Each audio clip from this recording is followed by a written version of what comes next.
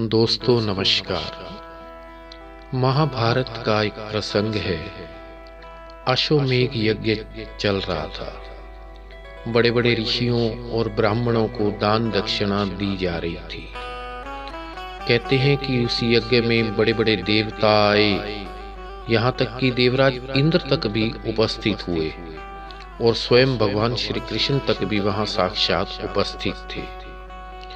दान दक्षिणा देने का उपक्रम चल रहा था। अश्वमेध यज्ञ की पूर्ण आहुति की पावन वेला थी और इतने में ही सबने देखा कि एक गिलहरी उस यज्ञ मंडप में पहुंची और अपने शरीर को उलट पुलट करने लगी। यज्ञ मंडप में मौजूद सभी लोग बड़े ताज्जुब से उस गिलहरी को देख रहे थे और सबसे ज्यादा आश्चर्य तो इस बात का था कि उस गिलहरी का आधा शरीर तो सोने का था और आधा शरीर सामान्य ही था, जैसा कि आम गिलहरियों का होता है। महाराज युधिष्ठिर के लिए यह बात आश्चर्यचकित करने वाली थी, क्योंकि आज तक उन्होंने ऐसी गिलहरी पहले कभी नहीं देखी थी। एक बार तो दान दक्षिणा, मंत्रोच्चारण और देवों के आह्वान का उपक्रम तक ठहर गया।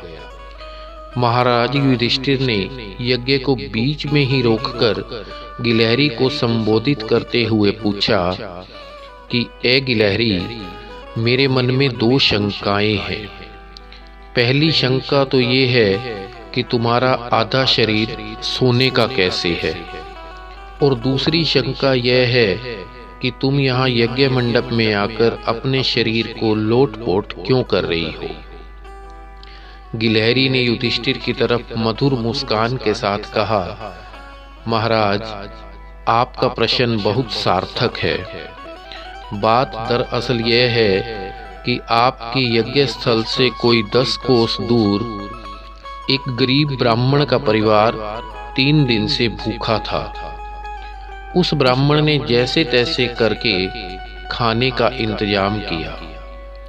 रात की बेला हो चुकी थी। पूरा परिवार भूख से बेहाल था।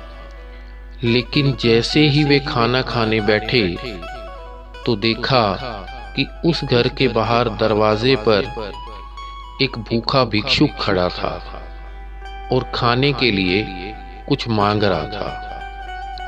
ब्राह्मण ने अपनी पत्नी से कहा कि तुम लोग भोजन कर लो और मेरे हिस्से की जो रोटी है वो इस भूखे को दे दो।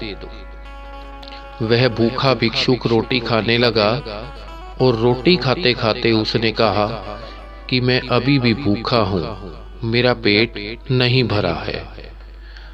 तब ब्राह्मण की पत्नी ने कहा कि इसे मेरे हिस्से की भी रोटी दे दो। किसान की पत्नी की रोटी भी उसको दे दी गई, परंतु फिर भी वह भिक्षुक बोला कि मैं अभी भी भूखा हूँ। उसके बाद बच्चों ने भी अपनी अपनी रोटी उस भिक्षुक को दे दी। ब्राह्मण के परिवार ने अपने मन को समझाया कि हम 3 दिन से भूखे हैं और 1 दिन भूखे और रह लेंगे तो कोई फर्क नहीं पड़ेगा। हमारे द्वार पर आया कोई याचक भूखा नहीं लौटना चाहिए। भूखे ने रोटियां खाई, पानी पिया और चल दिया। गिलहरी ने आगे का वृतांत बताया कि उस भूखे व्यक्ति के भोजन करने के बाद मैं उधर से गुजरी। जिस स्थान पर उस भिक्षुक ने भोजन किया था वहां रोटियों के कुछ कण बिखर गए थे। मैं उन कणों के ऊपर से गुजरी तो मुझे यह देखकर आश्चर्य हुआ कि जहां जहां मेरे शरीर पर वो कण लगे थे वह हिस्सा सोने का हो गया। मैं चौंक पड़ी। उस छोटे से ब्राह्मण के अंश भर दान देने से, एक छोटे से शुभ कर्म से मेरे शरीर का आधा हिस्सा सोने का हो गया। मैंने यहाँ के अश्वमेध यज्ञ के बारे में सुना तो सोचा कि वहाँ तो एक महान यज्ञ का आयोजन हो रहा है, महादान दिया जा रहा है, तपस्या की जा रही है, शुभ से शुभ कर्म समायोजित हो रहे हैं। यदि मैं इस यज्ञ में शामिल हूं तो मेरा शेष शरीर भी सोने का हो जाएगा। लेकिन बड़े अफसोस की बात है महाराज युधिष्ठिर जी, मैं एक बार नहीं 100 बार आपके इन दान से गिरे इन कणों पर लोटपोट हो गई हूं, लेकिन मेरा बाकी शरीर सोने का नहीं बन पाया। मैं अब भी यही सोच रही हूं कि असली यज्ञ कौन सा है, आपका ये अश्वमेध यज्ञ या उस ब्राह्मण की आंशिक आहुति वाला वह यज्ञ। महाराज युधिष्ठिर जी, आपका यह यज्ञ केवल एक दंभचार भर है।